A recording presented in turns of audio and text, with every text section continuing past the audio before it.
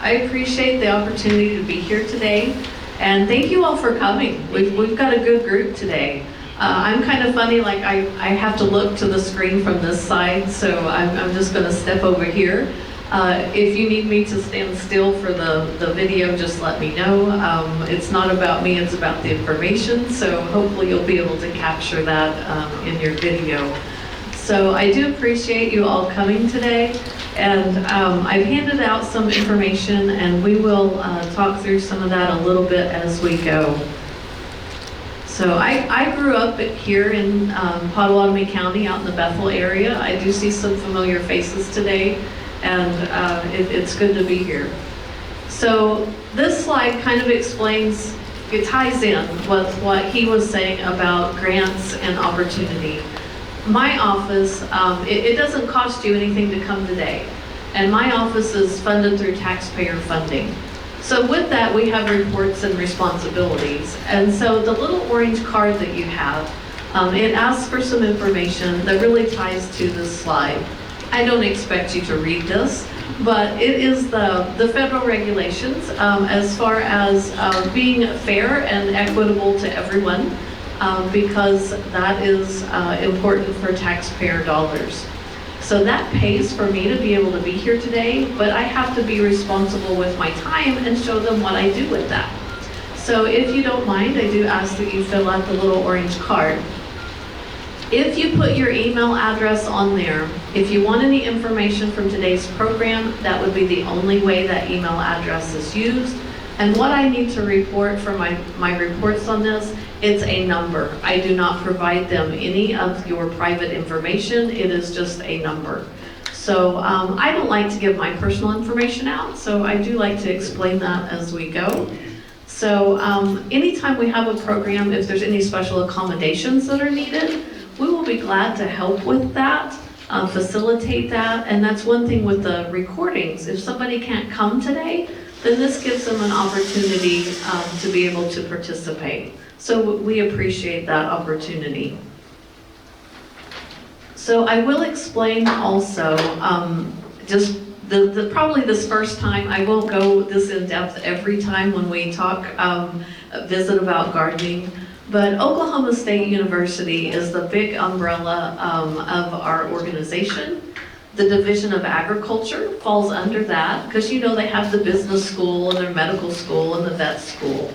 So we're all under the Division of Agriculture in what I do, and that's divided into research, extension, and the College of Ag. So all of those work together, and so that gives you some really good information. So briefly, research, that's when they study, you know, how should we do things? How can we best do things for growth and for a lot of different topics? But that research really shows that we're not just throwing information out there. You know, this has been tested and it's been tried, and in Oklahoma, when you're talking about gardening, it's a real test. So the college part, well, not everybody gets to go to college. And so that information, you know, it shouldn't be limited. So our land grant mission with extension is that bridge to bring that information a little further into the community. So every county has an extension office, and so that is where I work, and our office is housed. It's over on MacArthur and Acme Road here in Shawnee, and we serve the whole county. Not all counties have a horticulture educator.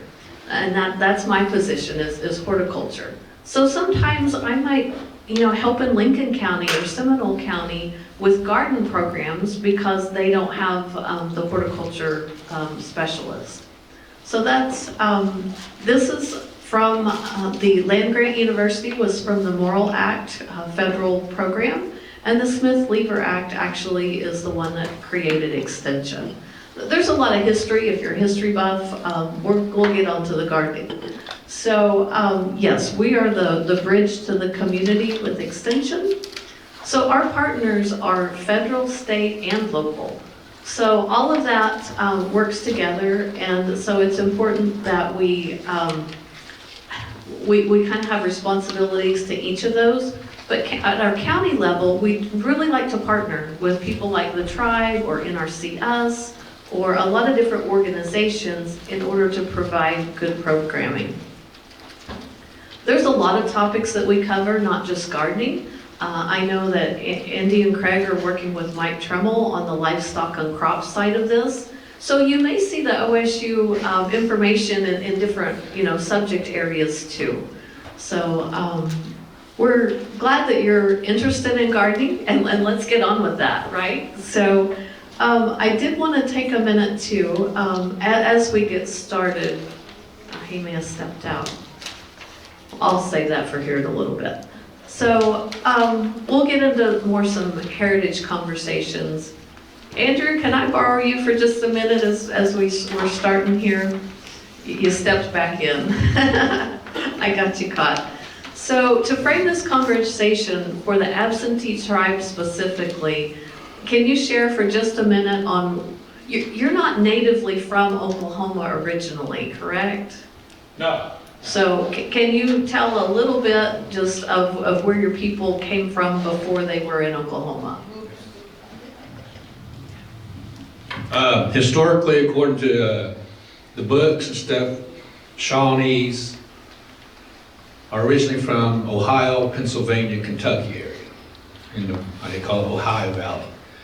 But because there's three tribes of Shawnees today, federally recognized tribes of Shawnees today, they all took a different route to get here to Oklahoma. For the absentees, from Ohio to Cape Girardeau, Missouri, from there to Johnson County, Kansas, just on the west side of Kansas City.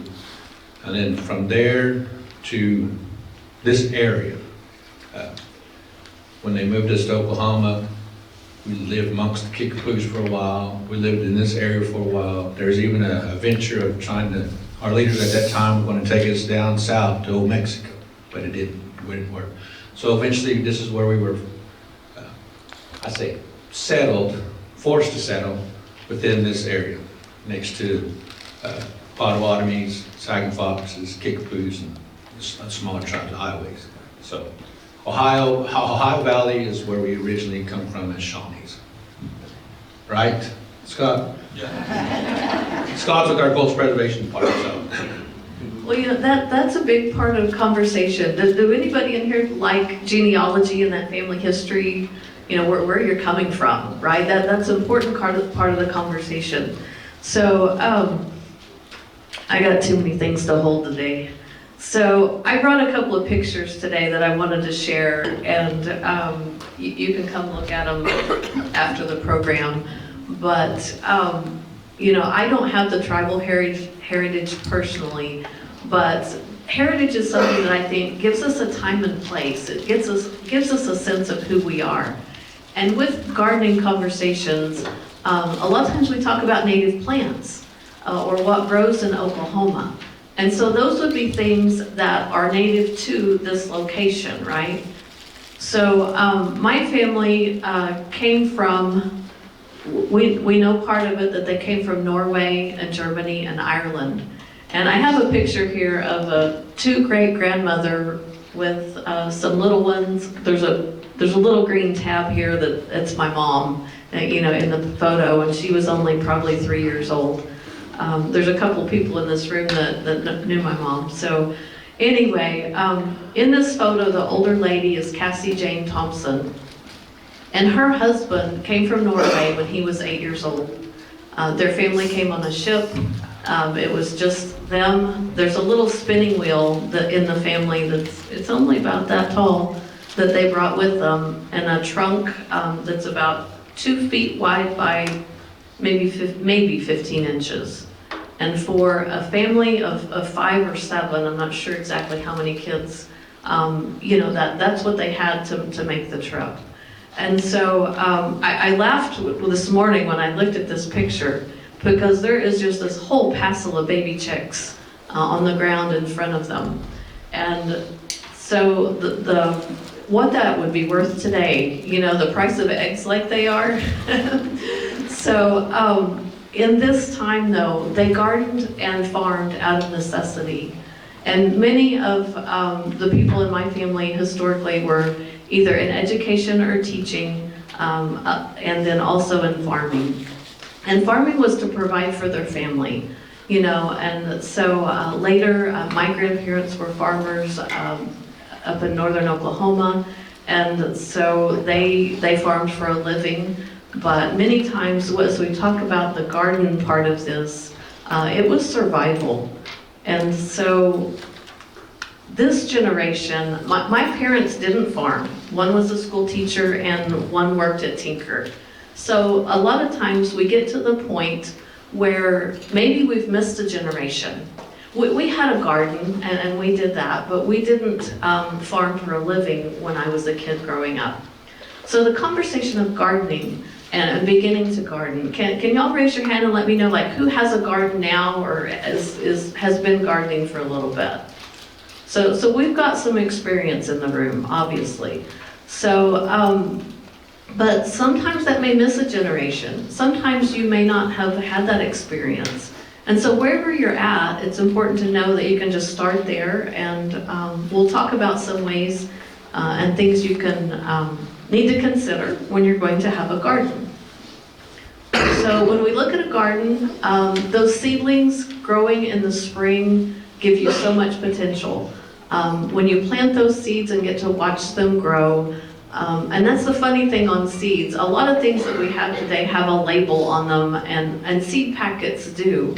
But when we talk about those heritage seeds that were passed down, you know, they had to pass that down verbally, and many of those seeds were handed from one generation to the other. And so for us to reconnect with those, whatever your heritage is, but especially for tribal heritage, to reconnect with maybe those things that your ancestors grew.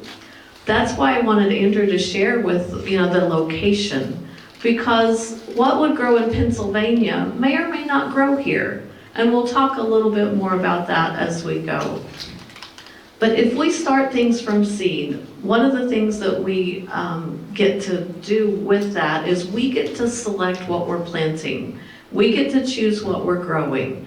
So if we're starting from seed, we're picking that out and we're growing it for a purpose. If we go to one of the garden centers or Lowe's or Atwoods to buy seedlings, they've picked the variety, you know, and so it may be because it's easier to grow in the greenhouse. You know, it may not be that special tomato that you just really wanted to grow. So that's part of the conversation, and there's nothing wrong with getting the plants from a greenhouse. I do think that's a great idea. But we're going to talk through some things on some advantages of doing things yourself. So if you're going to think about having a garden, it's really important to plan ahead. You want to think through several of these things, and we'll go into these in more detail. So you want to plan the space. So last year, some of you had the raised bed gardens that were provided, and we'll talk about how to use that space efficiently. That may be containers. It may not be in-ground, it may be a raised bed, or it could be that old-fashioned in-ground garden. So we will talk about evaluating the soil and preparing that, but we're going to dig a lot deeper in that next time. Our February program will be on site soils and fertility and how to manage that. So I'm not going to go into that as in-depth today. So there is a way we can do a soil test, and so that way we know what that soil can provide. We know what nutrients are there, so then we know what to add or how to adjust that. We're not spending money on something that may already be there, and fertilizer prices are really high right now. So there's also organic, or being able to add compost or nutrients in another way besides just synthetic fertilizers. So there's a lot of options with that. We'll go into that a lot more detail next time. So, but you want to evaluate what you have to start with.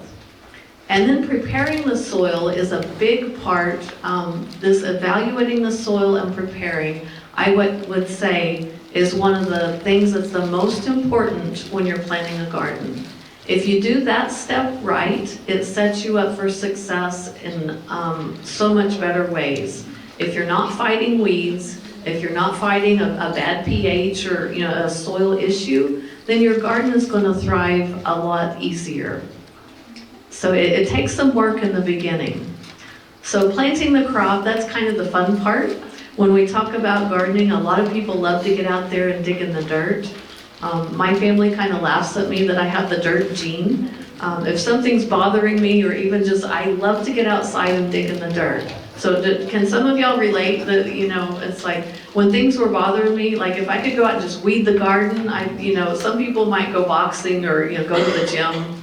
No, I'm in the garden. And so that's a way that I cope with things and kind of work through things. So planting is the fun part, though. It's really fun to get those in the ground. And then, weeding and watering, that's part of it. And then you just kind of have to sit back and watch and wait. And so for some people, that's a really hard thing. In our click and go society, we can click and have something delivered from Amazon to our door, and it's just, within a day or two. So that watching and waiting, that tests our patience. But when we see those seedlings emerge and, it's like, yes, it worked. There's just a success level with that. I think we all can use that. So enjoying the harvest is something we'll talk about more down the road too. We'll be having 6 garden workshops, and then I think there's some nutrition or preservation workshops being discussed, and maybe even some cooking things. So that's going to be a good addition to this conversation.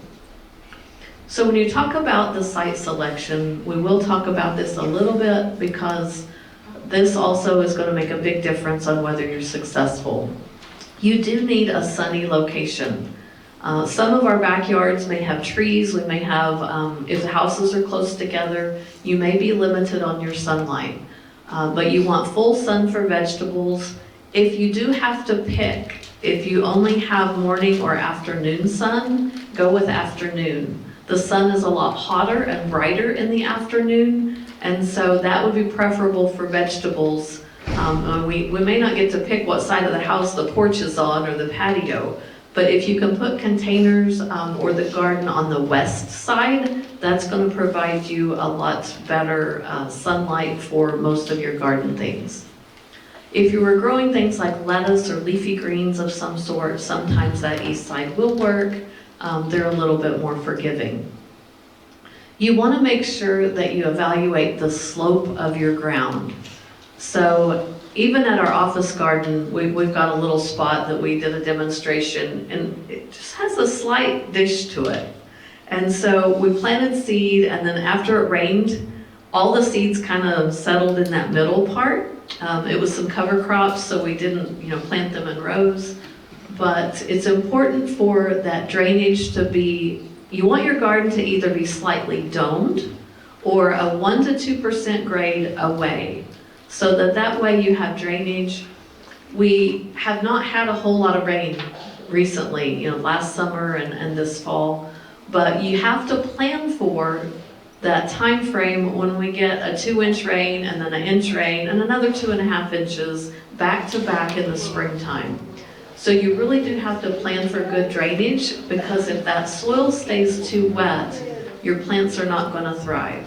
In fact, they can almost drown, which, not like we do, but they can be so wet that they rot and will not grow. So you want to make sure that you have a little bit of slope away. And this goes, raised beds help with that because it elevates the ground. But also you want to make sure that you're not going to have any standing water where your garden is going to go. So doing a soil test is important. It gives you that baseline. We'll go on into that more next time. You want to clear the area of any grass and weeds. I moved a couple years ago, and in my backyard, my sunny location was solid Bermuda grass. And I was like, okay. And my brother was like, hey, I'll come over and till your garden spot. And I was like, no, not yet. The first year I lived there, I chose to use containers. I didn't plant in the garden. I did a process called solarization, where you put clear plastic over the Bermuda, And I have more information on that on our website. If you have questions on how to do that, I'll be glad to share that information. But it's a way that in the summertime, when the temperature's over 95 degrees, the sun comes through that plastic and it heats to a really high temperature. Kind of like that conversation of your hot car getting really hot in the summertime, that really high temperature. So last summer, or that first summer in my home garden, I did that process. And then we also demonstrated that at our office garden last year. So it's really important if you have Bermuda in the area, you want to address clearing that out before you plant your garden, or you're just going to be fighting it the whole way. The good thing for pastures or lawn is Bermuda's really vigorous and aggressive, but when you're trying to grow vegetables, you don't want that competition. So there's some other tough weeds that are really tough, like Johnson grass. Sedge can be a problem, the nut sedge. So there are maybe different methods for different ones of those, but it's sometimes like this year in advance, it's like, wow, I want to have a garden this year, right? You know, so, but I knew from past experience for my brand new garden spot, I wanted to take the time to set that up. So the next year, this last year, I was able to till the location and plant my garden. And I had a couple of little sprigs of Bermuda come up, but it wasn't any problem at all to keep that weeded. So it really makes a big difference on your effort. You know, it's that effort in the beginning, but then it makes it a whole lot easier to maintain later on. So one thing, we mentioned the full sun location. Trimming limbs or removing trees. Now, I really enjoy trees and I hate the thought of taking one out, but sometimes in a yard situation, if you really don't have enough sunlight, you may need to consider, can I just remove a couple of lower limbs and get more light in there? And sometimes those lower limbs or thinning a tree may be able to allow you to have more sunlight. And so that's an option to consider. You know, removing a tree, you know, it's like if you enjoy the shade, it's just a choice. You know, what do you want to do with that space? So sometimes that's something that we might need to consider. Adding amendments if needing of breaking ground. So sometimes we may need to adjust the pH. We may be adding compost. There may be a variety of things that we want to change. And so that's way easier in the beginning. For vegetables, they're going to last one season, but if you're doing perennials or landscaping, you know, that setting that soil up as you install it is way easier than having to go back and do it later. So tilling or digging, some people do garden with what we call a no-till process, but sometimes tilling or turning that ground over is also helpful for weed control. And that there's different methods. As Andrew mentioned earlier, that there's not just one way to do it, so there are different options with that. As we talk about our heritage with seeds, many times people groups, when they moved, whether it be from European migration or maybe some of the tribal movements that happened, if you knew that you were going to be relocating, many times seeds were taken from one location to another with them because that agricultural component was very important to survival in those times. So, you know, they didn't have envelopes or Ziploc bags, but they would put seeds in pouches of fabric or pouches of leather to take with them. That is if they had notice and warning that they were going. So for some of the tribal members, they may not have known that they were leaving or may not have had time to prepare or to gather much of those things to take with them. So if they knew in advance, you know, they would prepare those things so that they could have food to grow once they got to their new location. So with that, depending on where you came from, if my family came from Norway to Canada, down to Indiana, and then down to southern Kansas and on into Oklahoma. So what grew in Norway is not likely to grow very well in Oklahoma for the most part. So the thing about the Ohio Valley, or like Kentucky and Tennessee and some of that area, some of those plants might thrive here. So we do have a hardiness zone map. We are in zone 7 here in Oklahoma. And so that tells us our cold hardiness. And then we also have to think whether the plant can tolerate our heat. Our heat and humidity is a big deal for people and plants both. And so it's definitely an adjustment. So for some people, when you have relocated, when we talk about native plants or things that are native, there's different ways to consider that. If it's native to your culture or if it's native to the location. So in Oklahoma, just some examples of native plants. That would be our pecan trees, sand plums, Osage orange. You know, there's a lot of different plants that are native to Oklahoma. Blackberries also. But when we talk about introduced, that's a term that's sometimes used. And so that would be things that are brought in from another area. Bermuda actually originated in Africa. And so that's where it came from. Many people think potatoes came from Ireland, but they actually came from South America. They were introduced in Europe, and from Europe they were introduced into America. So it's kind of interesting on the history of some of those things. But when we talk about native plants, those that are suited specifically to Oklahoma, they're usually very hardy, they're usually very resilient, and so that's a bonus when we talk about our gardens. So when we think about starting from seeds, and we talked about those seeds that may have traveled a long distance, Andrew and I have worked out that our last workshop, or at the spring or our June workshop, we will take a deeper look into seed saving. Like, how can you save seeds for the next year?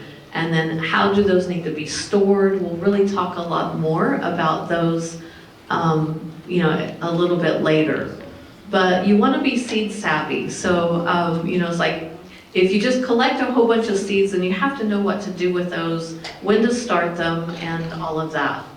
So if you don't have a seed collection or that seed bank to pull from, you want to make a list and kind of think about, what do you really want to grow? So we'll focus this on vegetables for today, right? So you want to think about what your family will eat.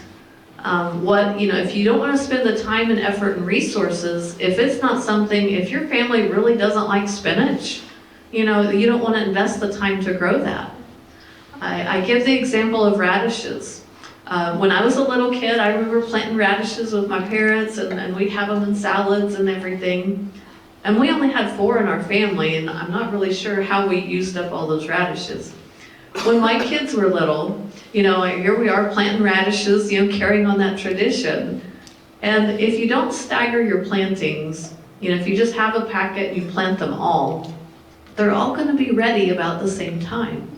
And so depending on how much your children or your family enjoy eating radishes, if you have buckets and buckets of them ready at the same time, then that's just too many radishes. So on a lot of our seeds, we want to think about maybe planting them in stages. So you might plant a 4-foot row or 6-foot row, however, it depends on your family size. But you may want to plant a partial row and wait 2 weeks and come back and plant some more. Because that way it staggers your harvest and they're not all ready at the same time.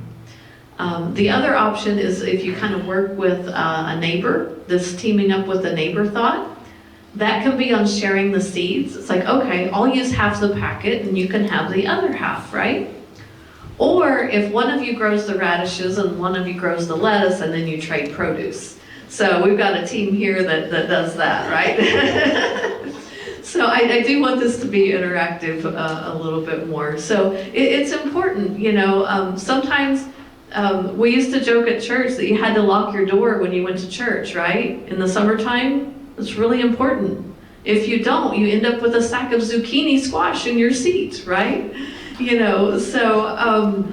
When we have an abundance of a vegetable, it's great to be able to share that with a neighbor or your family. But sometimes we have to like, how many different ways can you use that vegetable? We don't want to let it grow to waste. We put all that effort into it.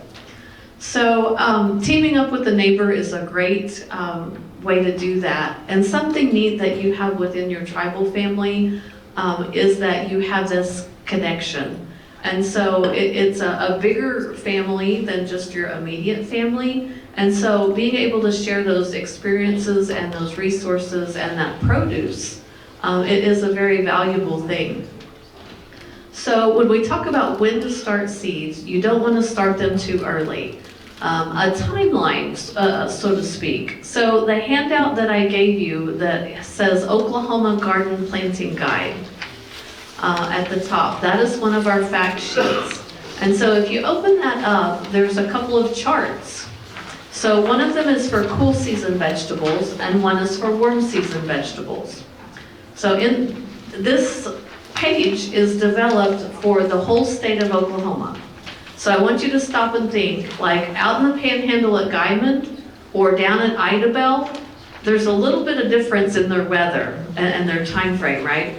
So we're in the middle of the state. So when you look at those dates, you want to kind of shoot for that middle date. If it says plant your spinach between February 15th and March 15th, so you can say, okay, about March the 1st, right? So on those kind of things, shoot for that middle date, but then also check and see what our weather is doing. If we are having a cold, wet spring, you might delay it a week. If we're having a really warm spring, watch for that late freeze, but you want to kind of gauge it by our weather. And our weather really has been on this roller coaster ride, and so that's a little bit hard to predict. But so when you look at that and you say, oh, that's a whole month, or that's 6 weeks, how do I know when to plant? Well, that is going to give you a guideline, and then there's a lot of information on there, like how many feet of row, or how much do you need to plant for your family? So for a person, it will tell you like how much to plant, typically, and so that's a good guideline too. It does depend on, how big your family is and what you like to eat. But those dates are very helpful. We do have the cool season things that we can start planting in February, but things like tomatoes and squash and watermelon and peppers, all of those things are warm season. So you really have to wait until after a danger of a frost to plant those. So that's usually about tax day or mid-April. So on certain things like sweet potatoes and your watermelon, pumpkin you can push even a little bit later, but you don't want to, you can even wait till May. So that seems a little bit late, but they like a warm soil temperature and they're going to grow a lot better if you wait to plant them. So learning when to plant them is very important. And a lot of times that soil temperature, well, shoot, a couple of days ago we had a 70-degree day. And it gives us kind of spring fever, and we love that beautiful weather. Yesterday, every time I went outside, I was like, dang, it's cold, and so it's an adjustment. Well, our plant material, they have things that they like with that too. A little bit of cost comparison that I want to show you. I had to change these numbers because my old slide had a packet of seed at $1.49, and those days are a little bit past. So I looked up tomato varieties, the Burpee catalog, and this is going to vary a lot with where you purchase and how many seed are in that packet, right? So the cost of a seed packet for tomatoes, just a regular variety, is $5.95. So if you have 50 seeds in that packet, your cost per seed is about 12 cents a seed. But anytime you start things from seed, know that you're going to have a little bit of losses. Not every one of those seeds is going to germinate. So commercially, in ideal circumstances, you can assume a 10 to 15% loss. So you figure that in, and the price just went up a little bit. If you get 40 to 45 seeds to survive, your cost is going to be about 13 or 14 cents. That's just the seed. So if we look at the cost of soil, your containers, your trays, you have to put those in something. And sometimes recycled material works for those. And then in order to grow seedlings well, this can just keep growing as far as, and I think y'all do have a greenhouse or had some seeds that were grown in a greenhouse for members last year. But this could be grow lights, a cold frame, a greenhouse. So when you invest all that time and all of that care into those seedlings, that price is gonna go up. So you kind of look at that price per seed and think, oh, that's the way to go. But it kind of depends. I also have information on transplants. So you go to the store and you buy transplants instead. The price range for tomato plants last year, I saw anywhere from 99 cents, and that just for like a single plant, up to $5.99. So with all of the costs and inflation and current things, to pay $6 for one tomato plant, I have trouble doing that. But some of the packs that we see, there'll be like a 4-pack or 6-pack, and I saw those from $1.49 like on sale up to $8.99, and that's a big expense. But when we think about if we started them from seed, you do get to pick those varieties. So if you want to grow Cherokee Purple or Brandywine or some of the heirloom tomato varieties, then those you may or may not be able to find at the store. So if you have specific varieties, I grew some cherry tomatoes last year that were called Honeycomb Crisp, and instead of ripening red, they ripened orange. And it's just a fun thing for me. So we do a lot with orange with OSU. And so I had to razz my dad. It's like, I've got cowboy tomatoes, And so he's a big OU fan. So anyway, if we go to the store and purchase them, that grower has selected those varieties, and there's nothing wrong with that. But the cost difference is that they took care of them from that seedling stage to this stage. So all of those inputs that I talked about, the greenhouse, if they started them in February and they had heated greenhouses, that does cost. So that is kind of how commercially they get to those prices. And if you only need 4 plants, going this way is going to work out better for you price-wise. If you were growing a lot of tomatoes, then it's going to be less expensive to start them from seed, if that makes sense. So when you think about what are we going to plant and where? So this is kind of where that freedom and different methods comes in, and there's no right or wrong answer. I'm not going to tell you have to grow those in containers, or hey, you have to grow those in ground. There's a lot of options, and there's a lot of room for trial and error. But we do want to set you up for success with that. So we do like to stress, okay, what do you like to eat? Is there something that you want to grow to be able to can and preserve? Do you love to make salsa? So what are your goals in planting, and why do you want to plant? So we'll take a look at more of these in a little bit of detail. So raised beds were provided last year for some of you. We had good rainfall, at times heavy, in spring last year, up until about June the 10th, and then it quit raining. So the advantage to raised beds is when we have heavy rainfall, they drain really well, and typically that may help save your garden.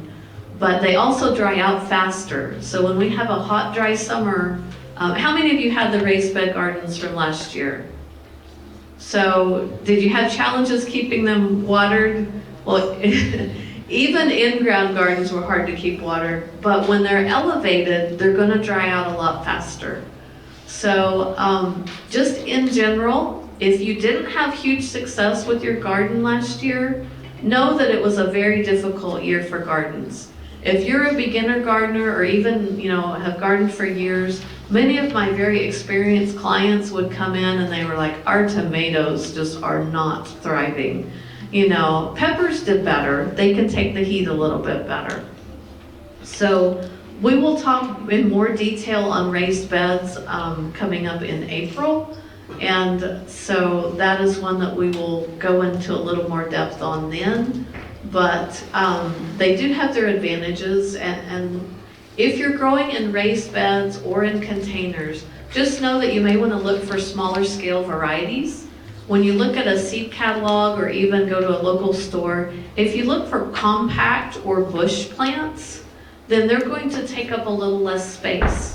So if you're growing a bush variety of cucumber in a container, it's not going to get out of hand. It's not going to crawl as well, everywhere. You still may want to trellis it. There's ways to do that.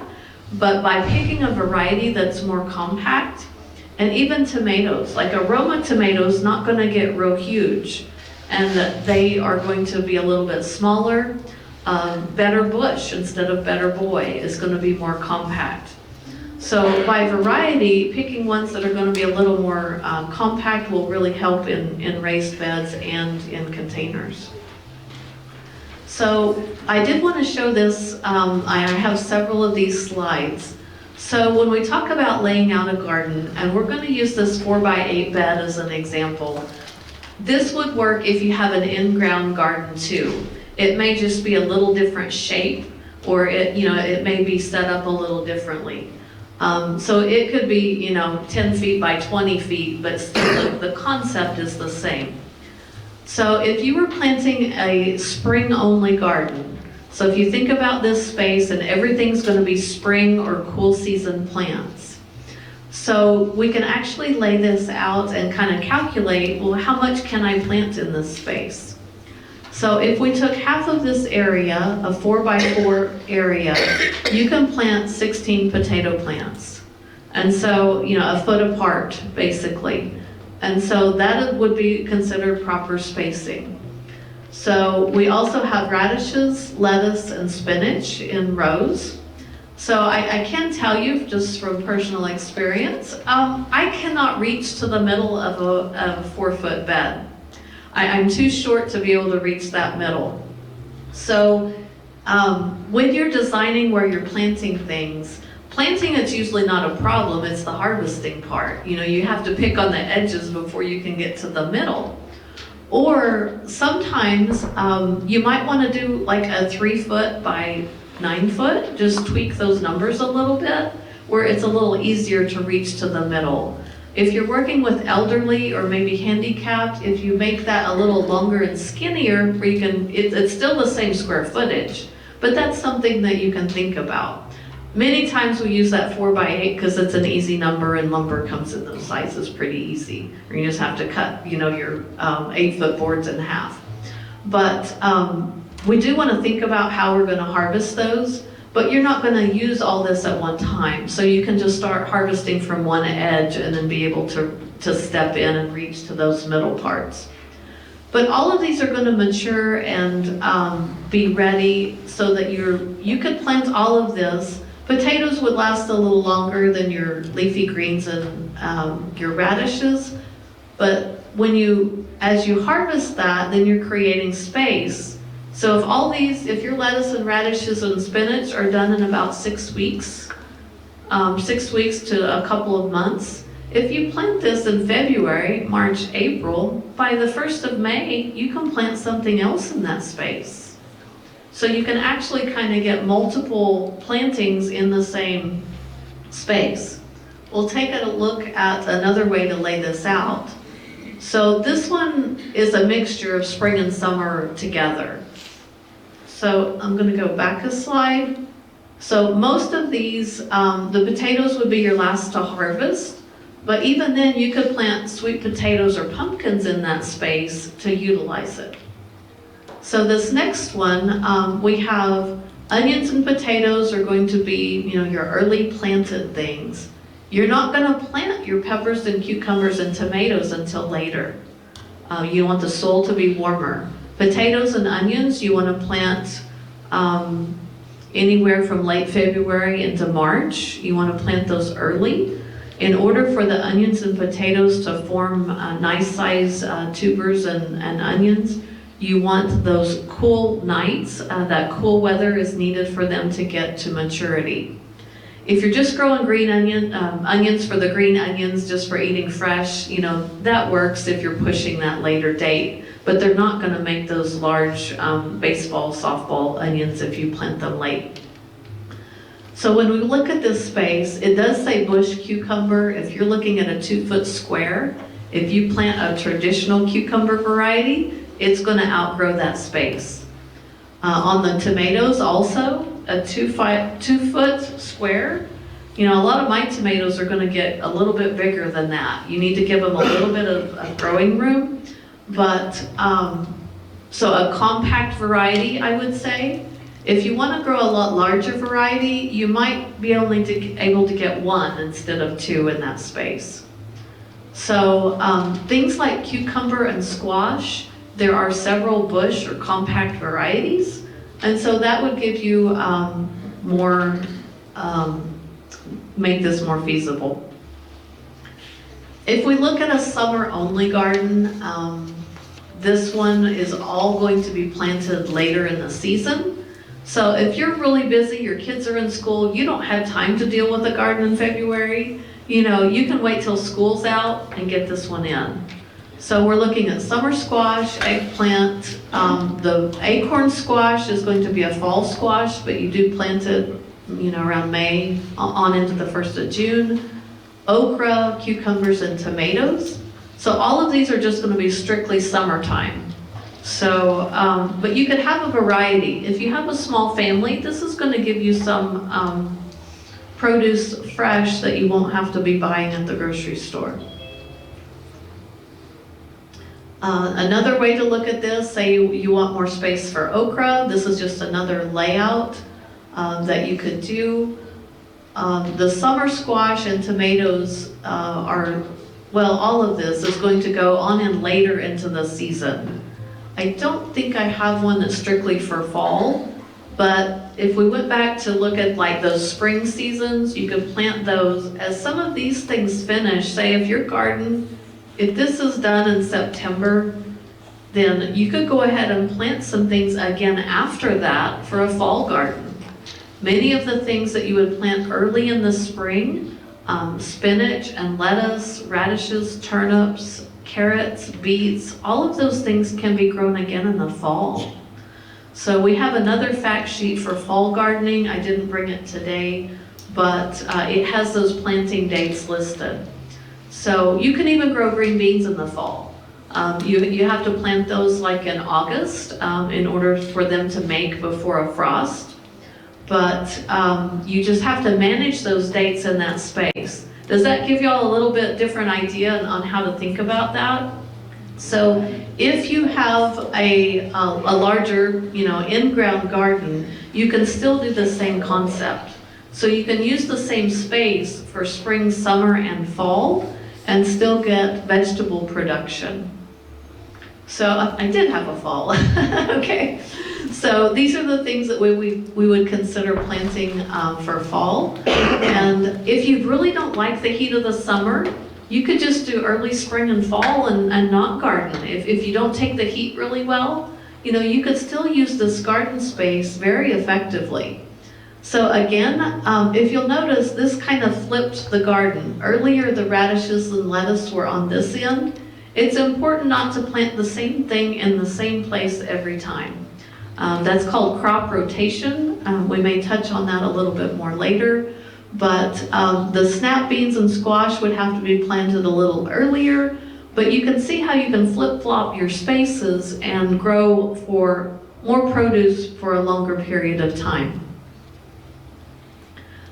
In my family, there were summers that my kids were very busy and very active, and between church camp and basketball and my time was limited sometimes. If I didn't plant anything else, I planted my salsa garden. I had to have tomatoes and peppers and onions and to be able to make salsa. So when you have teenagers, they eat a lot. Chips and salsa, we just open another jar, right? So this fed my teenagers quite a lot, but they also helped work the garden, and now I have a 30-year-old and a 28-year-old, and they both garden. And it was so fun as they grew up and they're like, hey mom, when do I plant? You know, and even though they did it growing up, they didn't really know the when and everything. When my oldest son called me and he's like, hey mom, when do I know to pick green beans? You know, and it was like, you know how you really don't like that stringy texture in your mouth, like if you've waited too long to pick them? And he's like, yeah, it's like pick them when they're pencil size. You know, pick them a little bit on the younger side and they'll be more tender and more friendly to the palate. So when we think about starting things from seed, and this would be kind of like, we schedule this time frame because, you know, we're at January.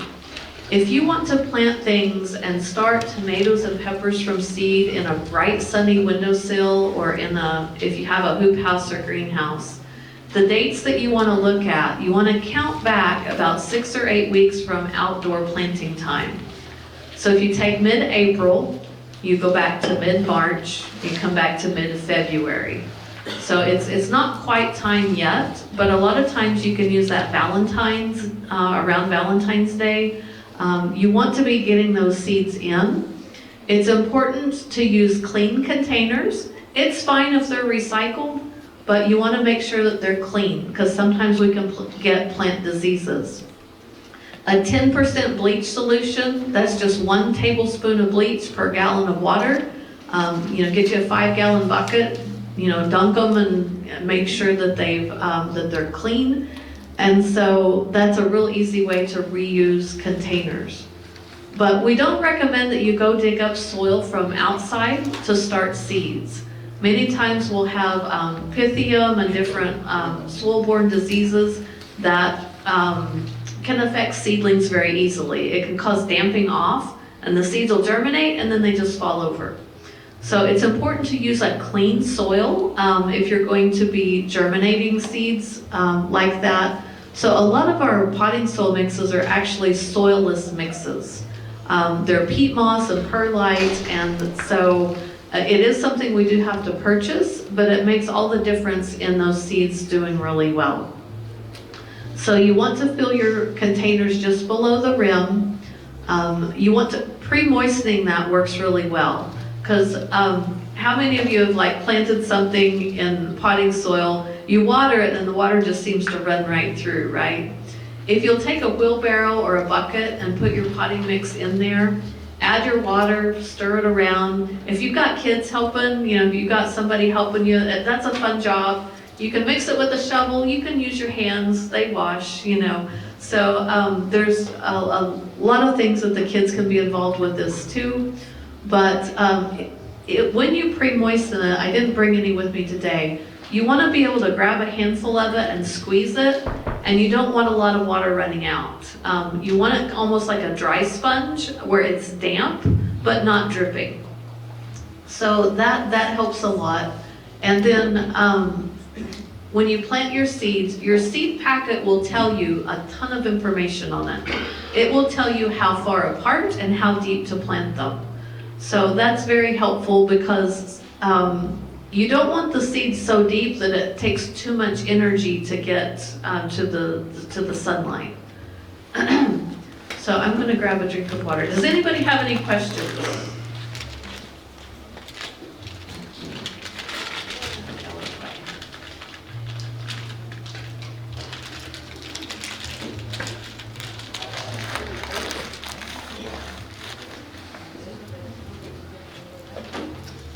I talked all day yesterday. I had a workshop yesterday, so my voice is a little bit stressed. and getting back into season again, and it's like, oh, I have to get back into routine. So once we plant our seeds, that seed packet really is going to have a lot of information for you. And a lot of times seed catalogs also. And even if you've purchased your seed and you're like, I don't really remember, some of the seed companies, like Johnny's Seeds and different ones, have some great resources where you can go on their website and they have educational information as well as just selling seeds. So with our computer resources and everything, our OSU fact sheet has a lot of those planting depths and spacings too. But depending on variety, if it's a dwarf variety or if it's compact, the spacing may be a little bit different. And so making sure that you plant at the right time and the right spacing. So I do know, like if you're planting turnips or radishes, even spinach, if you're planting the seed down the row and you get them too thick, sometimes we have to thin those out a little bit. If you have children helping also, sometimes it's helpful to make a little template. You can take a little piece of cardboard or plastic, just a little piece of something. They have some that you can buy, but you can make a template and you can hole punch actually how far apart you want those seeds to be. When my kids were young and we were helping in the garden, like planting green beans, you know, it's the width of my hand. We want to plant those seeds that far apart from here to here.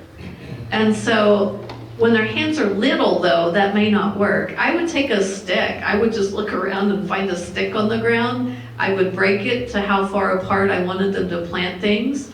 You know, I'd have the row ready and then be like, okay, put them this far apart. So whatever system works, you can make a template or you can just use what's handy to put them how far apart. And that way the plants have enough room to grow, but you're utilizing your space. You want as much in that row as you can so that you can get your production. But if you overcrowd it, then you're not going to have good airflow and the plants will be too crowded and then they get spindly. So being able to space them is important. So when we talk about that soil that we're using for seed starting, think about if you're growing lettuce or carrots or something that's a really fine seed. We want good seed to soil contact. So if you're planting outside and you have kind of a coarse, heavy soil or that has a lot of dirt clods, it's hard to cover those seeds with a very fine layer. So you can even use sand or you know, peat moss to cover those seeds if you need to, if your soil is very coarse. But if you've prepared that bed and you have a good finer texture, then that works too. Some things like lettuce actually do better to germinate if they have a little bit of light. So that's important. There's a few seeds that you don't want to cover, you know, just barely. And then there's other seeds that we would be planting deeper. So that depth makes a big difference. But there are commercial seed mixes available. If you think about like Jiffy Mix and different brand names of seedling mix, the texture of that is a lot finer and it's different than like regular potting soil. Personally, for a lot of things, standard potting soil works. It's not like I don't usually go buy 5 different things. You know, so you just have to kind of make sure that when you're filling those pots, there's not a lot of big clumps and clods. Break those up to a finer texture as you go. But the soil from the garden is usually not going to be ideal for this because our seeds don't thrive as well. So the larger the seed, the coarser the texture is okay. So if you're planting things like squash or watermelon or pumpkin, the seed's a lot larger. So this isn't as critical when the seed is a larger size. So clean containers is very critical. I've already mentioned that. Many times right now the cost of those containers is high. And even for the Master Gardener plant sale last year, we had trouble finding pots. For a number of reasons, the supply chain just post-COVID and everything. And then on some of the larger containers, the cannabis industry takes a lot of those containers. And so for a while in Oklahoma, it was hard to find 1 gallon and 2 gallon nursery pots. So that's part of the conversation sometimes too. There's more competition, but we do have a lot more variety of products available. You know, so there's a lot more seed mixes or potting mixes, and you can find a grow light really easily. So I hadn't had one before, but I bought a grow light last year and used it when I started my tomatoes and peppers from seed, and they were so much better quality. I mean, I've grown in the greenhouse and I've grown in a windowsill, but the grow light that I had I ordered it from Amazon. I got a couple of different ones to try, and you can get one pretty easily for about $20 delivered. Do look at the sizes, because it may be a little bitty grow light or it may be really large. So look at the dimensions really closely if you're looking at that. But the extra light helps those seedlings stay compact, and it helps them grow strong. Sometimes if we start seeds indoors, they'll get spindly, they get too tall, and when we put them out in our Oklahoma wind, it just wreaks havoc on them. So a more compact plant, even if it's younger, I would plant a younger plant over a large leggy plant. 9 times out of 10, I would prefer that. So it's important to think of these things as you're starting things. And commercial containers work, but even when our master gardeners were having trouble finding those containers, you can use a solo cup. You can use so many different things for planting seeds. It doesn't have to be expensive. And many of our dollar stores and big lots in different places, sometimes you can find very inexpensive containers there. You do want to make sure that you have holes for drainage. When you do water, you don't want that water to stay, the soil to stay too wet. And you want to be able to label those. Labeling too is something you can just, you can use a Sharpie if you're going to just write directly on the pot. The gray Sharpie works really good for black containers. Or you can use popsicle sticks, let the kids help. I mean, there's a lot of ways. But even sometimes commercially, we may have something that gets labeled. Sometimes that would be a language issue. But if you're running flats and you're transplanting something, if you don't get the right label on that, it's, how many of you have bought peppers at the store and you get home and you plant them and you cultivate them and it was supposed to be a bell pepper and then you end up with a jalapeno or vice versa? I mean, that happens. So commercially, it's important that they do that, but when you're growing them at home, especially if you're sharing, it's very helpful to know that this is this variety and keeping that straight. So a permanent marker works great. Wax pencil works really well because you will be watering and that will wash off. So we want to look at when we plant these different plants for the vegetable garden. So early to mid-February, and that's not too far off, for our broccoli, cauliflower, cabbage, things that would also fall under that would be like turnips, things that can take the cold weather. Your fact sheet's going to go in a lot more detail. Many people do focus on the tomatoes and peppers, so usually about March 1st on that one. If you're wanting to, sometimes they'll back that up a little bit to that anywhere between Valentine's and March 1st. Many of our annual flowers, like zinnias, sunflowers, those kind of things, you don't want to plant those too early, but March 1st is a good target date. Things that are going to be planted later, if you are starting squash, cucumber, and pumpkin from seed in containers, and I mean pots to be transplanted to the garden, this March 1st date also works, but you can't put them outside until after April 15th or later. And even waiting to plant those, you can direct seed those outside, the end of April, 1st of May, and they will take off and grow faster sometimes than these that we start from seed way early. They love the warmer temperatures, and they're just going to thrive and do better if we wait until those soil temperatures are warmer. Things like cantaloupe and watermelon, again, that's pushing that date later. So some of our plants grow in a very quick life cycle. If you think about lettuce, it's probably our fastest. You can plant lettuce seed, and with good light, it can be on a 3 to 4 week cycle. We planted some from seed directly in the container garden at the community market, and we were harvesting in 3 to 4 weeks. So if you're talking about that young, lettuce that's, it's very good when it's so fresh and crisp. That's a very quick turnaround. So in those spaces, if you're harvesting, there's different ways to harvest lettuce. Sometimes people will pull it up. Sometimes you can clip it or harvest those outside leaves and it will keep growing. So there's different ways to operate with that, but that's a very quick cycle. So when you think about other things like maybe tomatoes or watermelon or okra, those are going to be a long season plant. So when we plant those and grow those, know that it's going to take a lot longer.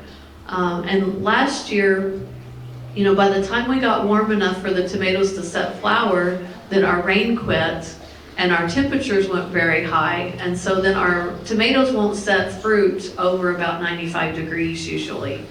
So that's one reason we really struggled with tomato production this year. So this is just a picture of some pepper seedlings in a plug tray. So you do like to see the dark green color. You like to see them nice and compact. Sometimes when we go to the store, you'll see really tall plants.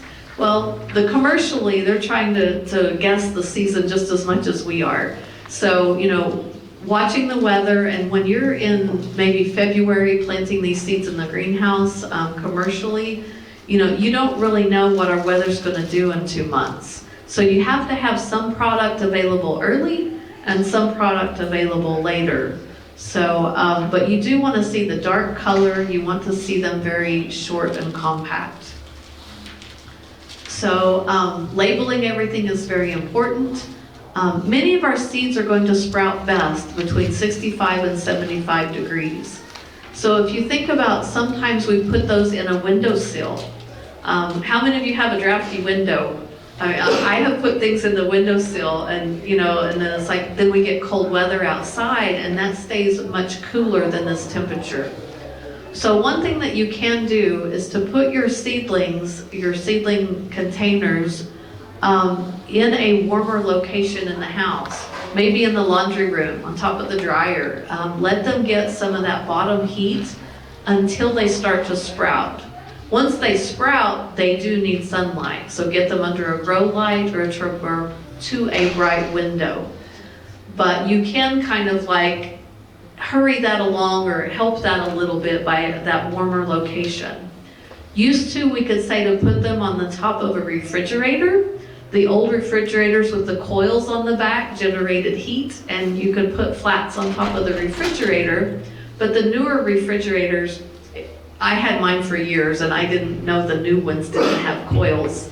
But a few years ago when I got a new fridge, it was like, oh, the back of this, there's no coils. But it also doesn't generate heat. So that if you have a new fridge, that doesn't work. But light is one of the key elements. You do want to make sure that they have strong enough light so that they don't get leggy. And then when the seedlings get their second pair of true leaves, then you can transplant them to the next size container if you're holding them for a little bit. When you transplant, you do want to make sure that you keep them out of direct sun for like a day or two, because they'll have a little bit of transplant shock. So seedlings will stretch if enough light isn't present. And you can see this right here, how tall and thin that is. And this looks, I'm not sure exactly, that looks like a brassica or like a cabbage, but when you have a very thin stem, that's very fragile. It's hard to transplant, and then it's also, in our Oklahoma wind, it's gonna have to, this is a very, young, you wouldn't be transplanting at this point, but you want something that's gonna look more, sturdy, and it has a thicker stem to it. And so our light levels are gonna be what cause that to either be thicker or more thin. This picture here looks like probably some mixed greens where we've got different seedlings, but the leafy lettuce or the mesclun sometimes has a funny looking leaf to it. So if we have started something inside or in the greenhouse, or even if you're purchasing plants from the store and you just brought them home, they've been in the greenhouse. They may have been shipped from one location to the store, and they may have had some transition there too. But we want to acclimate those before we stick them right out in the garden. It's kind of like us, if we've been inside a lot and then we decide to go outside on a July day, we're going to sunburn, we're going to get too hot, we're going to stress. So think about in May, our weather is warm, we may be transplanting something outside. So before we get to that point, if you have plants in the greenhouse or that you're going to put in the garden, if you can put them on the porch or outside for like half a day, kind of protected out of the wind, let them adjust. Let them get used to being outside. Lower humidity than a greenhouse. They're going to have more wind. And by doing that, we call that hardening off. It just helps them adjust to that new location, that new climate. And so moving them outside, and sometimes it may be putting them outside, and we're going to have a cold snap. You have to make sure and maybe bring them back in for a night or two. But usually over a week, by putting them out and pulling them back in, this causes them to get stronger and it hardens them off. Much like us, they can kind of sunburn, they just stress if they go directly from a nice, comfy, warm greenhouse to our Oklahoma garden. And so that's something that's important. This step really helps a lot. Even if you went to the store and you picked them up there, going directly from greenhouse to garden sometimes stresses them out. A lot of our seeds can go directly outside, and that's one thing that your fact sheet that you have, it may say seed or transplant down that chart. And so some things really do better if we plant them directly in the garden. So if we look at things that are root crops, you just want to plant those directly in your garden. So those would be things, radishes, turnips, beets, carrots. Leafy greens are pretty forgiving. You can plant them directly or transplant. I've been kind of surprised when I go to the greenhouse and I see okra transplants at the store. It's like, you just plant them from seed. It's way less expensive, it's way more cost effective, and okra sometimes is a little tricky to get to germinate. If you soak okra seeds for 30 minutes to an hour, no longer than overnight, but that will help that germination rate on okra. But beans, squash, okra, watermelon, all of those things do very fine just to directly plant them in the garden. There is one advantage if you were market gardening and selling your produce. If you needed that head start on the season, if you were really wanting to be that first one at the market to have your produce, if you start to buy transplants, you can put them in the garden sometimes and have a little bit of a head start on the market if you time that right.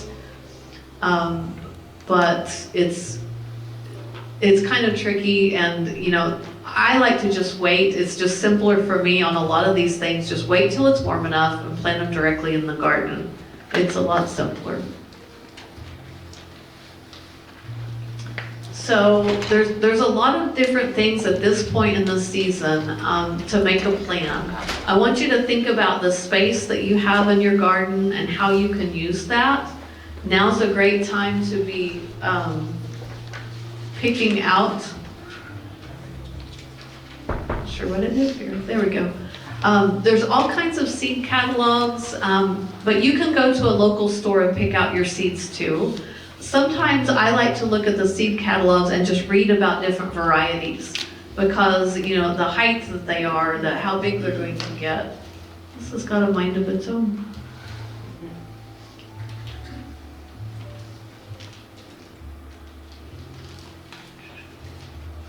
Maybe it'll catch up because that one's showing the right slide. There we go. Anyway, it may change, it's okay. Now is a really good time to be making that list. I give up. So it's important to make the plans now. If you have questions, if you have a garden space that you have intentions of using, you can do your soil test. You can work on some weed control somewhat this time of year, as far as if you're needing to dig or till. It's okay to do that early and then do it again, just prior to planting if you need to. Now's a good time to make those lists and kind of really think about, what do I want to grow? How much do I want to plant? And then going ahead and ordering seed if you're going to do it online, or if you're going to purchase seed. I know as soon as they pull Christmas stuff out of the stores and they're putting seed out, and even though in talking to some of our local stores, usually they would have a rush of seed sales in the spring. And several have told me that their seed sales the last 2 years have been continuous, that they're selling seeds more frequently. And, I was watching the news a couple of nights ago, and they were talking a lot about California and their weather. Right now, California has been through extreme drought, and then now they're having flooding. So 1/3 of America's produce in our grocery stores and our stores comes from California. We have a lot of vegetable production in South Texas and in Florida. New Mexico has quite a bit. But when we're talking about water resources, the drought that we've had and all of that, and not to go doomsday on anybody, but if we have a garden in our own home backyard, then that's produce and that's food for our family. And prices just keep going up. Of course, seed prices do too. But I think it's part of the conversation that Andrew and I have talked about is that local sustainability. Our grandparents couldn't run to Walmart. They couldn't just run and get things every time you turn around. I live on the edge of town, but still, if I wanted to go to the grocery store every day, I could. I don't like to go. But, once a month, get the staples, get milk when I need it, and different families operate differently. But even when my daughter was in college, she was like, "Hey Mom, what can we grow on our balcony?" And her roommate grew sugar snap peas, lettuce, and spinach on their balcony of their college apartment. And so they had like 3 pots, but they never bought salad. They liked salad, but they could just go out, harvest what they needed, and of course they weren't big eaters either. But they could go and just pick enough for that evening's salad, and that really works. So you kind of have to tailor this to the size of your family and how many you're planning to feed you, and that takes a little bit of playing with. When my kids were home, we had a family of 5, and so now I live by myself, and so my garden is kind of like, okay, how much of this can I eat? Or can you freeze it? Are you planning to can? And those parts of the conversation are very important. I have learned, I love to can, but I have learned for a single person household that freezing kind of makes more sense. I can freeze in smaller portions and just pull out what I need. Or even if you take out, if you freeze okra, you don't have to fix the whole package, right? You can just fix what you need. So I think being able to have that produce for our homes, for our families, is a really good conversation. So this is my phone number and email for the office. And it's on your papers, so you don't have to write it down. It's the last slide of that set. And so know that I'm available for a resource if you have questions on gardening. And some things we didn't cover today that I think we may have touched on last time was like insect pests and problems in the garden that we may see. So know that if you plant a garden and you get to a point and you're like, hey, I have a question, reach out to Craig and Andrew, reach out to me. Know that we're resources to help you.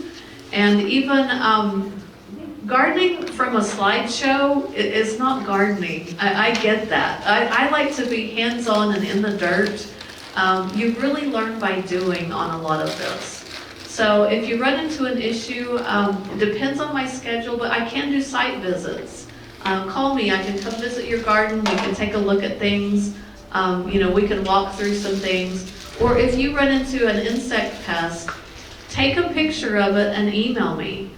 Is this a good bug or a bad bug? Do I treat, do I not? I don't personally use much of any kind of chemical in my garden normally. I just like a more natural approach. Some people will be like, no, I really want to spray this and get rid of it.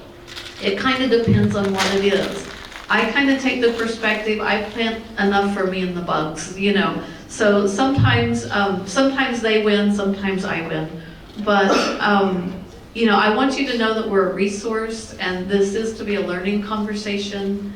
And so as you start into your garden season, if you have questions, I don't have our website on here, but if you look up, you can just Google Pottawatomie County OSU Extension. And that's just right below my name. I mean, that will get you to our website or to our Facebook page. I just started an entomology series on Facebook where I'm posting like an insect a week. And so I just kind of previewed it this week. So every Tuesday there'll be a post, and it may be like, hey, is this a good guy or a bad guy? Is this something we want to see in our garden, or is this something we want to get rid of? So I'll be doing that through about March, and then we do have a garden workshop coming up February the 4th at Gordon Cooper. If I can put a plug in for that, it's called Gardening with the Experts. It's going to be, we'll have 3 speakers. One will be Steve Owens from Bustani Plant Farm south of Stillwater. He does a lot with perennials and specialty plants. We'll have Dr. Shelley Mitchell speaking about gardening with children and resources for gardening at home and schools with children. And then Sam Grimmett from Scissortail Park. He has the coolest voice. He's from Australia. He has an accent. But he will be talking about trees and those kind of things. He'll be talking about tree planting as far as the park goes. Scissortail Park is huge, but they started with a blank slate. They just had, you know, field.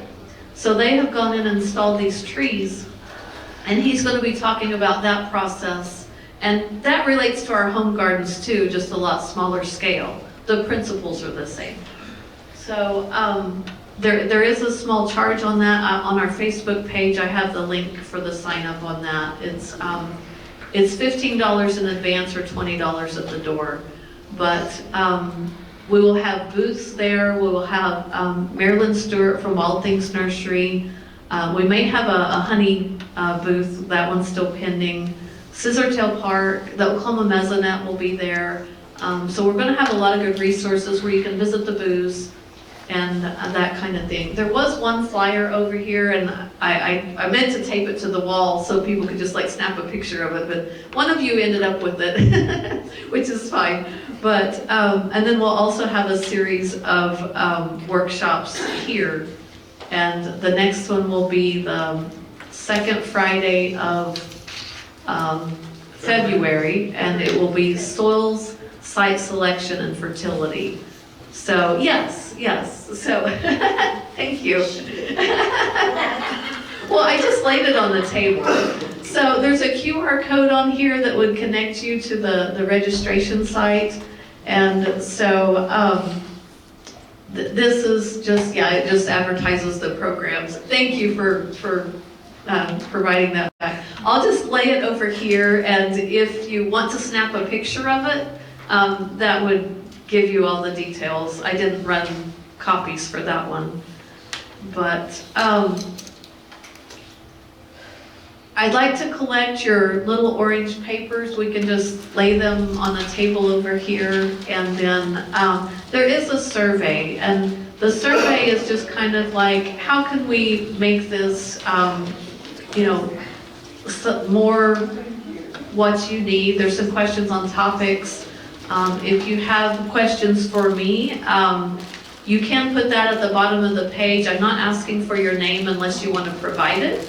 But if you do have a question that you would like me to address, then I'll need your information, your name and phone number on that.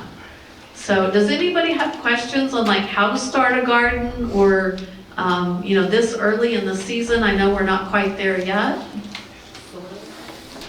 Soil testing, yes. So to do a soil test, like if you had an area, and it doesn't matter if that's like a small garden area, the same principle relates if it's a 40-acre hayfield. So the concept is the same. We have a tool at the office that takes a core that's about the size of a quarter. But you can use like a sharpshooter shovel, and you want to collect a sample. Each initial sample can be fairly small. So just like about 1 inch wide and 6 inches deep. So you can take that long skinny shovel and just get a slice basically. And you want to do that in about 15 or 20 spots across the location. So that sounds like a lot, but the purpose of that is to create an average. Because our soils vary a lot in Oklahoma, and if I take it all from one spot, the soil over there may be a lot different. So the larger the property, the more differences you will have. But even in a small area, it's going to make your results more accurate by averaging that. So you take all those little cores that you collect, and you put them in a clean bucket and just mix it up. Then you bring a sandwich-sized Ziploc bag to our office. The cost for a soil test is $10, and that's cash or check. We don't have a card machine, but we will send that to campus, and then they will send the results back to us. So if it's a lawn or garden soil test, then I will write the recommendations on that. It will have your nitrogen, phosphorus, and potassium, and pH is that basic soil test. We do have some more extensive tests, but I would say 95 to 97% of my tests are the basic test. Unless you're a specialty grower growing strawberries and you're having an issue, we normally don't test for the micronutrients. Just normally our Oklahoma soils have enough of the micronutrients to not be a problem. But if you have a place in your area that you're testing that maybe stays really wet a lot, or is abnormal to the whole area, skip that spot. A lot of times places that stay wet, some of our nutrients are mobile in the soil and they'll concentrate in a low spot, and so it can throw the test results off a little bit. So you just want that average area. So if you have a gully or a place like that, you generally skip that when you're doing a soil test. Does that make sense? About how long would it take? It usually takes 10 days to 2 weeks. So now's a really good time to do those because you have time to get the results back. We can either mail those to you or we can email them. So if you provide an email address when you come in, that's a little faster because we don't have the delay of the mailing. But we could actually look into it Yes, and I can email it to you. You say, hey, you just call me or email me to make an appointment, and yes, we can absolutely sit down and go over that one-on-one. Yes. Do you have any information that you can use? You may want to use flowers mixed in with your plants in your boxes to be the pesticide type thing. Well, some of the flowers do have some of an IPM or a pest management thought with that. Some people like to plant marigolds in their gardens.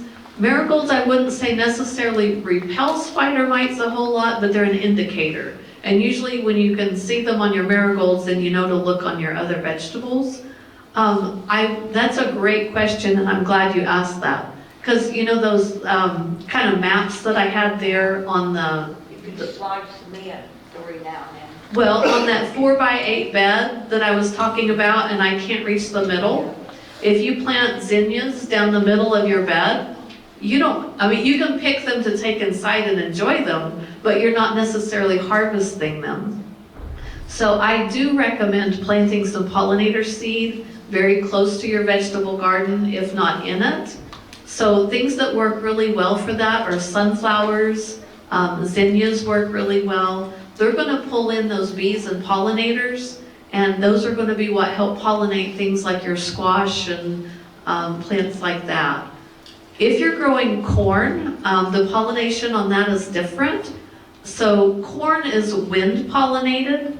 So this may be why our family had trouble growing corn when I was a kid. We'd plant a long row of corn, right? Well, it's all, linear in a line. Because it's wind pollinated, it's better to plant corn more in a block. To plant like 4 short rows instead of 1 long row. Because as the wind comes across, it will wind pollinate. And that's something, as a kid, we always struggled to grow corn. We got it from the man from church because he could grow excellent corn. But if we did get it grown, the raccoons got it. It's kind of one of those things we just gave up. But it is important to kind of learn on some of those things. But yes, the pollinators in the garden help tremendously. We did a 4-H garden project, and with their vegetable seed, they got a packet of zinnias and sunflowers. And so, they really enjoyed watching those come to the flowers and watching, the activity of the butterflies and the bees. But it definitely does bring those insects into the garden that you want to see for pollination. It's a good use of that space in the middle, too. Carla, back to the soil testing. Each county has an OSU extension office, right? Yes. So I just wanted, if you could explain to some of our folks here live in Cleveland County, some live in Pot, and maybe some other counties. So can you kind of... Yes, so every county has an extension office. Courtney Myers is in Cleveland County. She does the same thing I do. In Oklahoma County, we have Julia Laughlin. There's one educator that covers Seminole and Hughes County, and so he kind of bounces back between different offices. If you live in one county, but you work in Shawnee, and it's just handy for you to use our office, that's fine. If you can use the office closest to you, or you can use the office that's handiest to you. So sometimes we'll have soil tests that come from maybe somebody that lives in Oklahoma City, but they work in Shawnee, or vice versa. So it really doesn't matter which office that you use. We all do the soil test recommendations. And so the different, like if you're doing one for hay, usually Mike, our ag educator, will write those recommendations. If it's lawn or garden, then I do. So in a couple of the other counties, in Cleveland and Oklahoma County, they have the 2 educators, but like Seminole and Hughes County, they share one.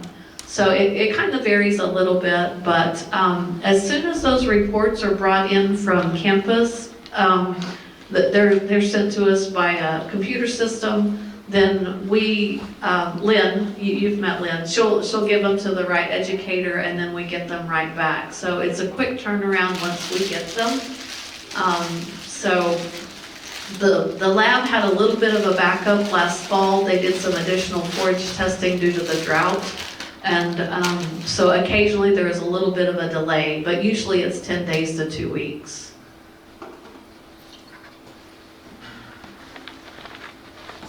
So yeah, if you're not from our county, just feel free to go by or meet your extension people in your county. We're a resource. We'll be glad to help with your questions. So.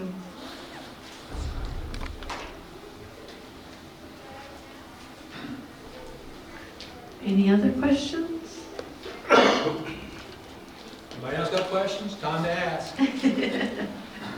Well, and you're welcome to email me or ask anytime. You and Craig are resources too.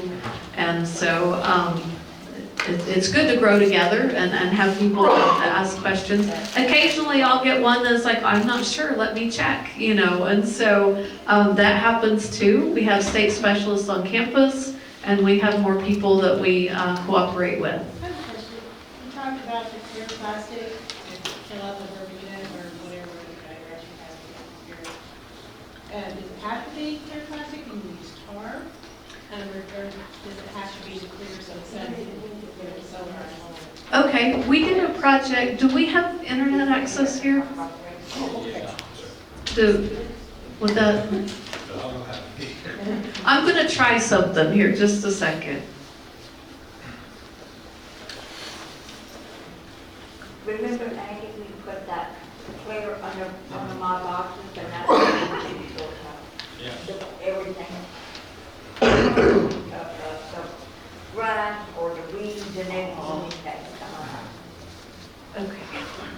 Well, yeah, it's not connecting. I thought for a minute we had it. Okay. So on our Potawatomi County website, if you will go to the horticulture, there's like a button, a horticulture tab. If you click on that and scroll down, there's an orange box that says Bermuda Eradication Demonstration. And even if you just Google Bermuda study. I got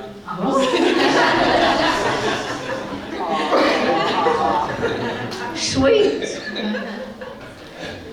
You do tech like I do tech. Stand back and watch. Yes. So this is amazing. It's just a process, right? So if you scroll down on our site, is that throwing? Oh, yes. Okay. So this horticulture tab, you click on it, and this is going to have information on our soil testing, soil, water, and forage testing. This first orange box is container gardens. I usually do a presentation or workshop at the Absentee Shawnee Housing Authority. We've done it for the last couple of years on this container garden method. So that's the details on that. And you scroll on down, and this Bermuda Eradication Demonstration. So on this, we can scroll on down, and it shows several methods. So we started with the Bermuda grass and weed lawn. And the first method that we tried or are showing is we use cardboard, just block it out by sunlight. That'd basically be like a tarp. The second one we did was clear plastic. And the last method, this shows the difference even in just a day. The temperature, it was really hot as we started into this. Day 2, it was already browning out. Now, I wouldn't say it was dead at that point, but it was a good start. 95 degrees or higher, when we look at the temperatures we had last summer. So I had a bucket sitting where this green spot is, and this is on day 2. The difference between the green and the brown. So the way, and then the last method we used was black plastic. The difference in using clear plastic is that the clear does magnify that temperature. The sunlight energy that comes through. The advantage to the black is it blocks sunlight. So you know if you set something in your yard for a long time and then you move it and you have that yellow or dead grass spot, those pop-up swimming pools that you just put out there for a season and you take it and you're like, you have to redo the grass, right? So the black does have that barrier and that sunlight blocking, but the most effective, I think, is the clear. And I was talking to one of our master gardeners the other day, and she's like, I'm going to try that. I'm going to do this. I've got to go buy clear plastic. Don't go buy it.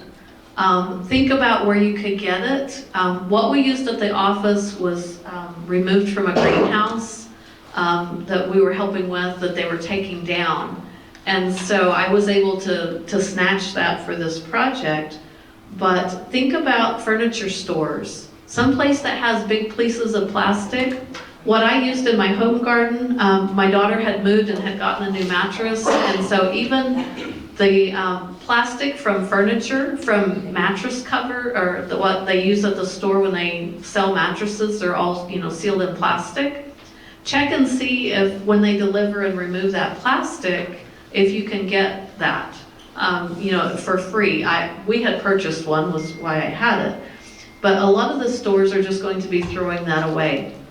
This shows all 3 methods, and we left this in place for 4 months.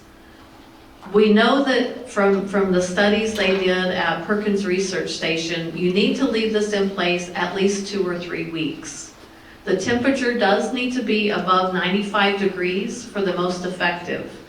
So you really have to do this, think about July, August, when our temperatures are the hottest. That's the most effective. So we'll see at the Office Garden how well it works, because we have a cover crop planted there now, and we'll see come spring how much Bermuda, see what is still alive, if any there. But you can see in this picture, that's not green anymore. So we did leave it in place a long time. That was because I was busy and didn't have time to get out there and pull it.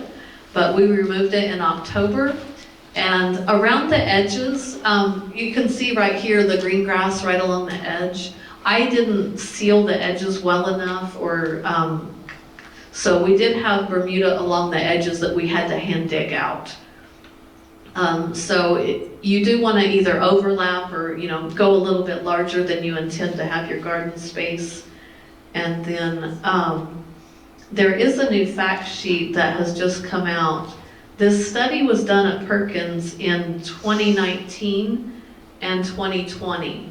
A lot of things were shut down then. But on this other Bermuda Grass Resources, you can click on that. The first is the link to the new fact sheet. And so that shows, I think, 30 different methods that they used. We narrowed it down to 3. We just used what we had. But cardboard and black plastic or clear plastic are things that are fairly easy to come up with.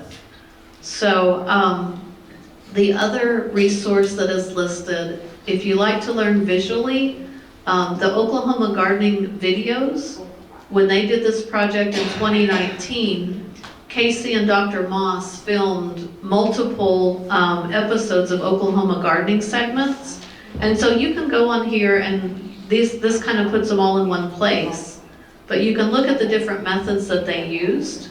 And so the 3 that we used at the office are not the only ones. But you can just click on these, it's YouTube videos. And that way you can learn, like, okay, well, what do I have? What's available to me? What's not going to cost me a whole lot to do this? And then it helps, it's just different ways where we can get rid of the grass. Thank you. So thanks for coming. Wanda, did you have a question? Yes, I was, this is for you, Amy, about the soil that you use for the box planters. Did y'all test it, and do you have a printout on what the nutrients or Content of whatever? it, yeah. No, we did, we were surprisingly overwhelmed last year because, not to interrupt you, but we ended up delivering 67 raised bed boxes. Wow, that's good. And with 2 hands, and then we even had to pull in the guys from land management. They were helping us. There was nights we were out 7, 8 o'clock delivering. So we weren't able to get those tests done for anybody. We were just able to deliver the product itself. So even like this year, we're not going to be able to because I don't know if we'll be able to have land management helping us again. If not, then it'll just be 3 of us down there. Okay, And, so we can test it ourselves? Yeah, yeah. Okay. Like I said, that's why I asked you, there's one in Cleveland County, or you can just come over to Shawnee, over on Acme Road. 177 Acme Road is where their office is. So if you want to take the soil sample over there, like I said, it's $10 for you. And Okay. 10 to 14 days, they'll give you back the results.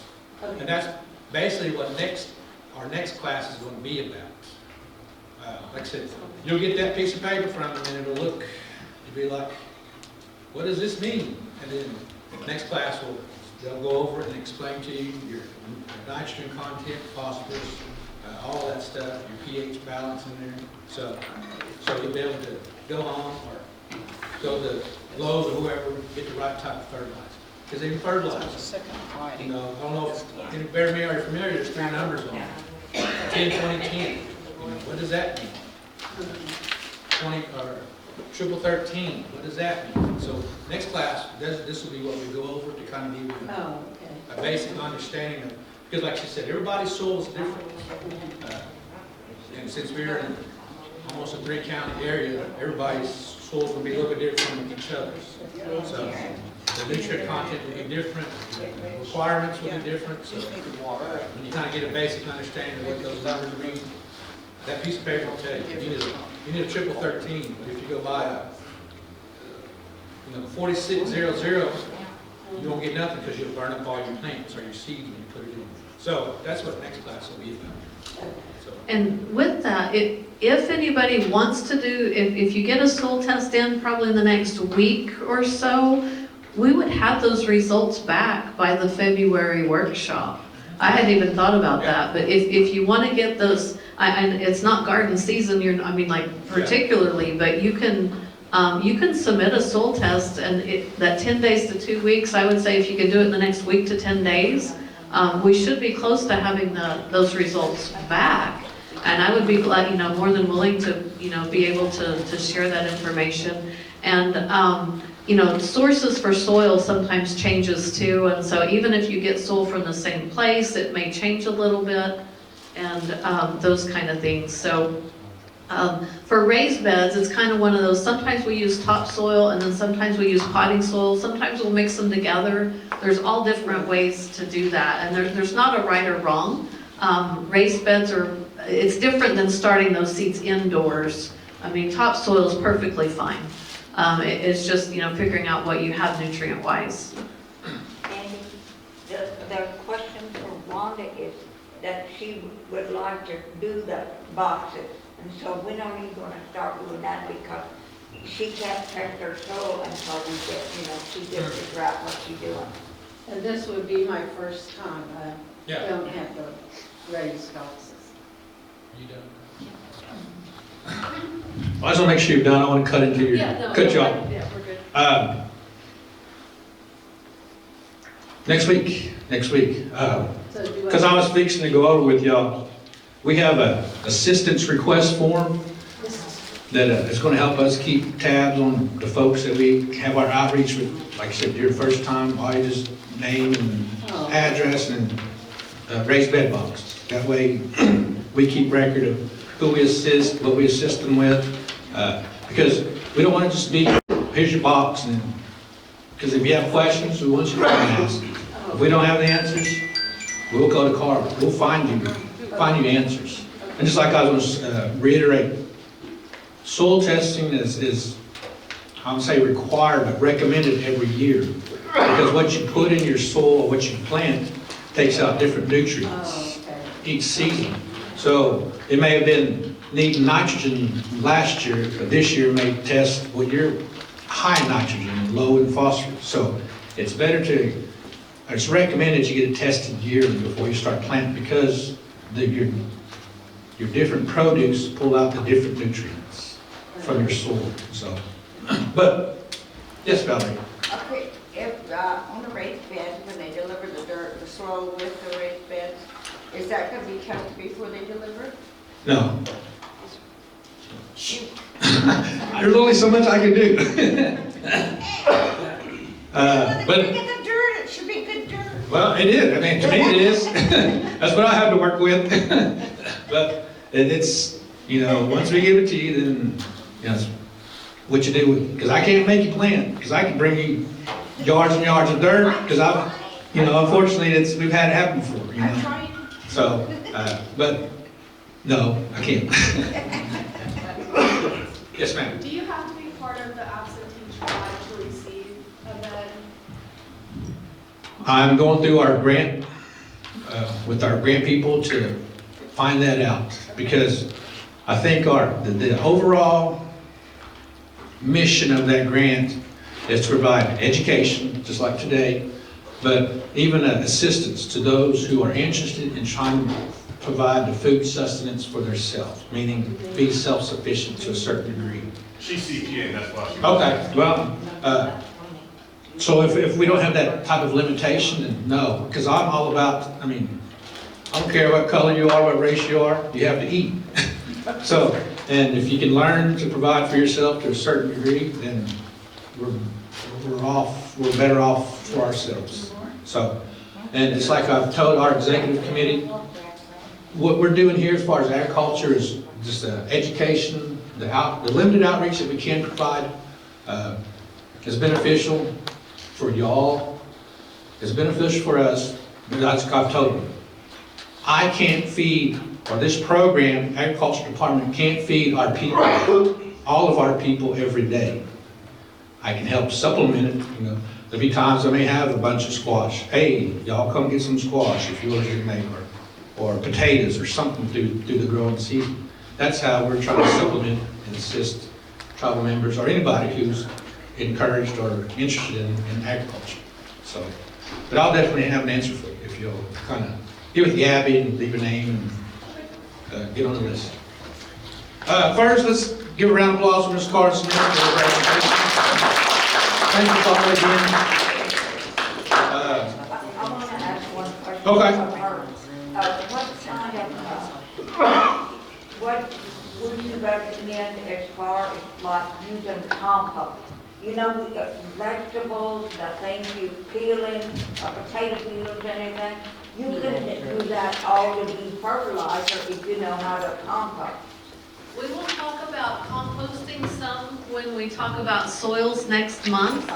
But composting is a great way to utilize those kitchen scraps, and you know, once you get that cycling going, those nutrients will cycle back into your garden really well. It's a great way. We usually say, you know, not more than 1/4 addition of compost at one time. You can overdo it. You know, you can put too much in there. It's not the same as a fertilizer exactly. It's a very slow release, but those nutrients are definitely used back, you know, through your garden. So there's some things with that we want to be considerate about. We don't want to put meat or dairy in our compost piles. There's several techniques to do them, but I'll bring fact sheets on healthy soils and on backyard composting for our workshop next time. If you want it before then, just reach out and I can get you. I've been reading a lot, there was a lot of recommendations about using, like people drink coffee. A lot of coffee, when you're throwing away, put that in your soil. Coffee grounds, tea bags, eggshells, potato peels, all those things do really well in a compost pile. Things we have at home. You break those down to the point where, I mean, it looks like vegetables and recognizable when you put it in there, but when your composting is done, then it looks like soil. And so it's higher in organic matter, but then you add that back into your garden, and that helps with nutrients. So yes, that's absolutely a good thing to do.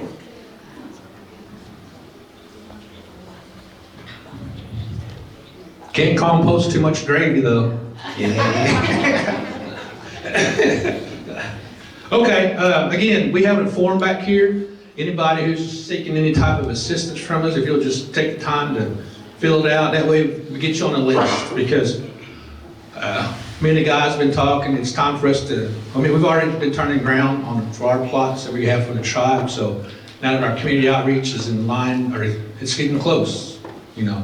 Like I always say, we don't start thinking about planting potatoes on March 15th when it's time to plant potatoes. You know, you've got to prep for it. You've got to get started now, get ready now. So, especially if you're needing our assistance to come and plow or till, because you're not the only one. You know, some call, hey, can you come out tomorrow? And most time I have to say no. Just not because I don't want to, is because we already have a list. So the sooner you can get on our list, the sooner we'll get to you, and then help you start getting ready yourselves. So, like I said, try not to wait till the last minute, because we didn't realize the audience we would have last year, and I admit it, we were overwhelmed.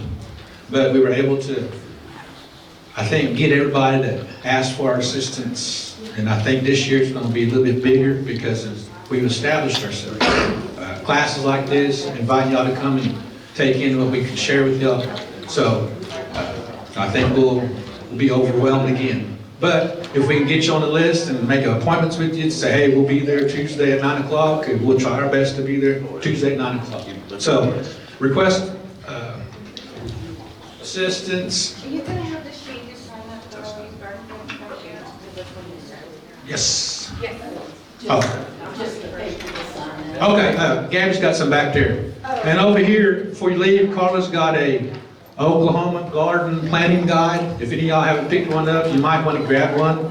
It just has a list of when they recommend to plant, so.